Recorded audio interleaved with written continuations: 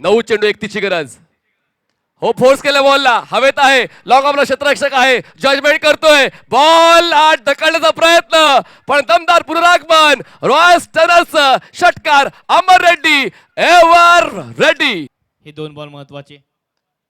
आणखी एक वेळ अक्रॉस द लाईन फटका खेळलाय, बॉल गॅप मध्ये चाललाय, आता सीमारेषेच्या पलीकडे पंचांचा इशारा बघण्यासारखा. चांगला बॉल, प्रोटेक्शन नाही आणि लगातार तिसरा ठोकलाय. पाहायला मिळेल का? What stroke play Babar Reddy, लगातार चौथा ठोकलाय, आपला दबदबा प्रस्थापित केलाय, आपलं मार्केट तयार.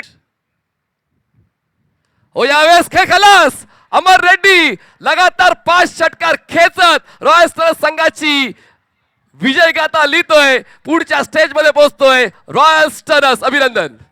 काय फलंदाजी केली आहे, संघाला हा जल्लोषाचा वेळ, हा क्षण दिलाय अमर रेड्डी ने. अप्रतिम बैटिंग, मुश्किल के दौर में हर कोई बहाने की चादर ओढ़ लेता है, लेकिन हारी हुई बाजी जो जीता जाए वही तो असली शेर कहलाता है. वाघासारखी डरकाळी फोडणारी बॅटिंग, रॉयल स्टनर्स संघाचा 4 धावा 4 विकेट्सने विजय. आणि या विजयाचा खरा नायक आहे, खरा सूत्रधार आहे, नाव आहे अमर रेड्डी.